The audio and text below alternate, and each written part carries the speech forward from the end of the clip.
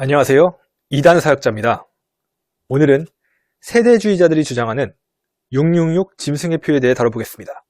아직도 인터넷에 666을 검색해보면 온갖 음모론으로 점철된 해괴망측한 글들이 성경 해석이라는 주장을 하며 버젓이 생성되고 있습니다. 그러나 단언컨대 이런 음모론은 성경과 아무 관계가 없습니다. 성경은 음모론의 내용이 없으며 음모론을 지지하지도 않고 음모론을 증명하지도 않습니다. 음모론은 듣기에 재미도 있고 매력적이지만 세상을 바라보는 시각 자체를 왜곡시킵니다. 이 극단적인 세대주의자들이나 시한부 종말론자들 그리고 적그리스도 세계 정복 음모론자들은 이 666표를 뭐라고 주장해 왔을까요? 처음엔 주민등록증이 666이라고 하다가 컴퓨터가 666이라고 했다가 바코드가 나오니까 그것이 또 666 짐승의 표라고 했다가 또 얼마 지나서 RFID라는 전자태그가 나오니까 그것이 666 짐승의 표다 라고 했다가 또 얼마 지나지 않아 베리칩이 나오니까 베리칩을 666 짐승의 표라고 하더니 코로나 백신이 나오니까 이게 또 666이라고 하고 이렇게 짐승의 표가 수시로 바뀌죠. 물론 이 주장은 미래의 일을 말하는 것이어서 이 짐승의 표가 어떤 형태로 우리들에게 다가올지 모르기 때문에 수시로 바뀔 수 있다고 정당화할 수는 있겠는데요. 그래도 너무 많이 바뀌긴 하네요. 성경, 이 진리의 말씀을 가지고 진리의 말씀은 변하지 않는 것인데 도대체 이 666은 몇 번을 바뀌는 건지 참 기가 막힙니다. 요한계시록을 보면 누구든지 이 표를 가진 자 외에는 매매를 못하게 하니 이 표는 곧 짐승의 이름이나 그 이름의 수라. 지혜가 여기 있으니 총명 있는 자는 그 짐승의 수를 세어보라. 그것은 사람의 수니 그의 수는 666이니라. 이것이 666표라는 근거의 성경 구절인데요. 다른 번역본도 같이 보겠습니다. 빨간 글씨를 주로 읽어볼게요. 그 짐승의 이름이나 그 이름을 표시하는 숫자, 그 짐승을 가리키는 숫자를 풀이해 보십시오. 그 숫자는 사람의 이름을 표시하는 것, 사람의 이름을 표시하는 것이라고 되어 있습니다. 그 이름을 나타내는 숫자, 그 수는 어떤 사람을 가리키는데 그 수는 666이라고 되어 있습니다. 현대인의 성경 버전을 보면 이 표는 짐승의 이름 또는 그 이름을 상징하는 숫자입니다. 그 숫자는 사람의 이름이며 666입니다. 영어 성경에서도 킹 제임스 버전은 Number of a man, It is man's number. 네, 사람의 이름이죠. 보시다시피 모든 성경에서는 하나같이 이 666은 사람의 수라고 명시하고 있습니다. 이 짐승은 그 사람을 비유한 것이죠. 당시 유대인의 묵시 문학에서 숫자를 통해 어떤 인물이나 사물을 표현하는 방법인 게마트리아 방식을 사용했습니다. 이러한 시대적 문화 배경을 보았을 때 이 666표가 어떠한 사람인가를 알려주는 내용임을 알 수 있습니다. 이는 또 다른 말로 감마트리아 암호 표기법이라고도 불립니다. 당시 7교회는 이 사도 요한으로부터 보내온 편지, 즉 요한계시록을 읽으면서 666 그 사람의 수를 알고 있었습니다.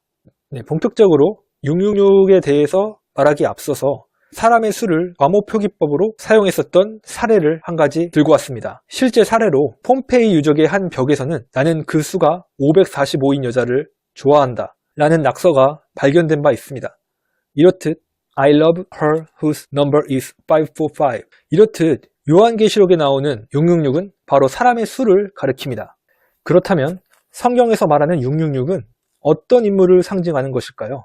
이 666이 누구냐에 앞서서 먼저 생각해 보아야 할 것은 바로 요한계시록이 어떠한 시대적 배경에서 어떻게 쓰였냐입니다. 이단에 절대 빠지지 않는 성경 읽기 방법에 대한 저의 전 영상도 있으니 한번 참고해 주시면 도움이 될 것 같습니다. 우선 이 요한계시록을 볼 때는 사도 요한이 밤모섬에서 실제 사건이 아닌 환상을 보고 쓴 성경이기 때문에 실제 문자적인 해석보다는 상징적인 부분들이 굉장히 큽니다. 때문에 상징적인 해석을 주로 해야 하죠. 요한계시록 13장의 1절과 11절을 각각 보면 바다에서 올라온 짐승과 땅에서 올라온 짐승이 나오는데 여기서 바다에서 올라온 짐승은 다니엘 7장에 나오는 네 짐승의 연장선입니다. 그때 당시에는 믿는 자들에게 엄청난 핍박이 있었기에 로마를 직접적으로 로마라고 표현할 수가 없었을 것이기 때문에 제국을 짐승으로 표현하고 있으며 그것을 바다에서 올라온 짐승이라고 계시록은 말하고 있습니다. 이 짐승은 당시의 네로 정권을 표현하는 것으로서 방금 아까 설명한 게마트리아라는 방법을 통해서 표현했습니다. 666 짐승의 표는 바코드나 베리칩이 아닌 로마의 폭군, 네로 황제를 가리키는 것입니다. 그 이유는 앞서 설명한 대로 요한계시록 13장 1절부터 맥락적으로 보았을 때 그 이름의 수가 네로를 가리키고 있기 때문입니다. 그렇다면 두 번째 짐승이 땅에서 올라오며 이 첫 번째 짐승을 경배하도록 미혹하고 또 짐승의 표를 만들어서 이마나 오른손에 표시하게 하고 이 표가 없으면 매매가 불가능하게 한다고 했는데 아마 이 부분을 보고 이 666 표를 상징이 아닌 실제 물리적인 어떠한 물질로 보는 것인데 성경에는 두 가지 인이 있죠. 먼저 하나님의 인이 있습니다. 계시록을 이곳저곳 살펴보면 하나님의 인이 있다는 것을 발견할 것입니다. 그리고 짐승의 인 또한 계시록을 여러 군데 살펴보면 심심치 않게 찾아볼 수 있습니다. 그런데 왜 짐승의 표는 문자적으로 해석하고 하나님의 인은 당연하게 영적으로 해석이 되는 걸까요?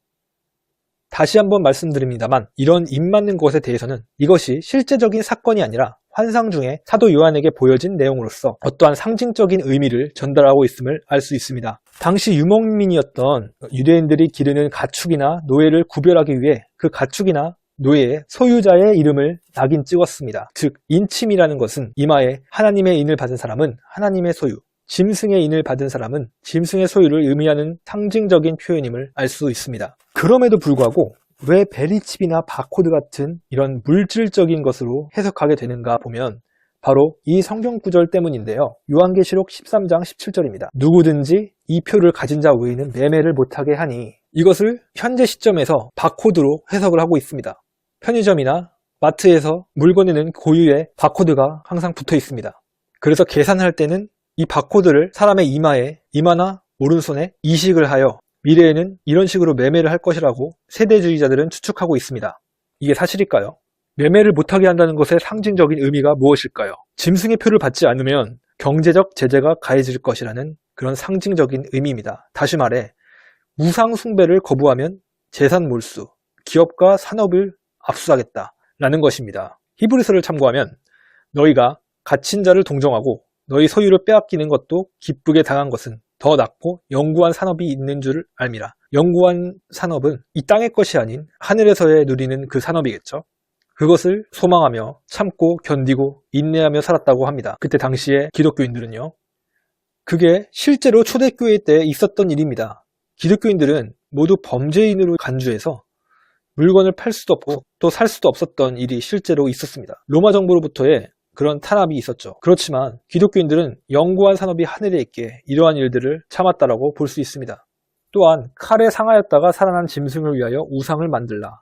당시 네로 카이사르 황제가 AD 68년에 자살을 하게 됩니다. 이 로마 황제를 숭배했던 그 시절에 그는 죽지 않고 부활해서 돌아올 거라는 소문이 돌았고 실제로 돌아오지는 않았습니다. 하지만 거짓 선지자들의 선동과 어떠한 신화적인 소문에 의해 그렇게 생각했던 사람들도 그 시대에 있었던 것 또한 사실입니다. 이러한 상황을 두고 칼에 상하였다가 살아난 짐승을 위해 우상을 만들라 라는 말이 일리가 있었을 거라는 시각도 존재합니다. 게마트리아를 숫자로 암호 해독을 해본 것인데요. 히브리어 음역으로는 네론 카이사르, 그 수의 합이 666이며 라틴어의 합은 네로 카이사르로 616입니다. 때문에 일부 계시록 사본에서는 666이 아닌 616으로도 쓰인 사실이 있습니다. 하지만 이 게마트리아도 한계가 있습니다. 네로 황제 외에 또 666으로 불리었던 그런 인물들이 있었기 때문입니다. 니골라당을 히브리어로 재음역하면 666이 나오고 로마의 동전 위에 기록된 단어들의 숫자의 합이 666이 나오기도 합니다. 카이사르 도미티아누스를 히브리 음역으로 풀이하면 666으로 또 나오고요.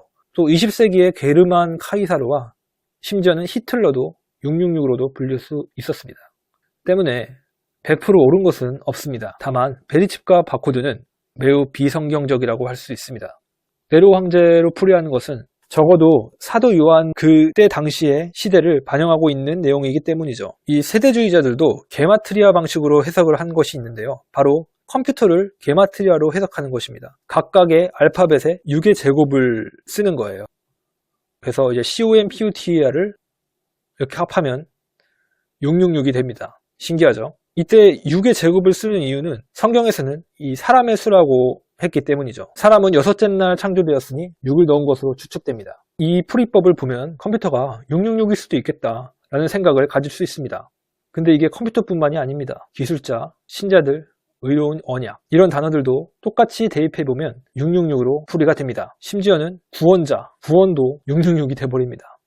황당하죠? 회개, 평온, 낙원, 모임 이런 것이 한두 개가 아닙니다. 결론을 말씀드리겠습니다. 베리칩이나 바코드는 666이 절대 될 수 없습니다. 극단적 세대주의 시한부 종말론자들이 짜깁기한 음모론적 주장입니다. 이러한 시각은 비성경적인 세계관입니다. 성경은 음모론을 주장하지도 옹호하지도 않습니다. 마지막으로 신명기 6장 8절을 소개해드리고 끝내겠습니다. 너는 또 그것을 네 손목에 매어 기호를 삼으며 네 미간에 붙여 표를 삼고, 이것은 상징적으로 말씀을 항상 곁에 두라는 그런 상징적인 의미라는 것을 우리는 알 수 있습니다. 여기까지 하겠습니다. 감사합니다.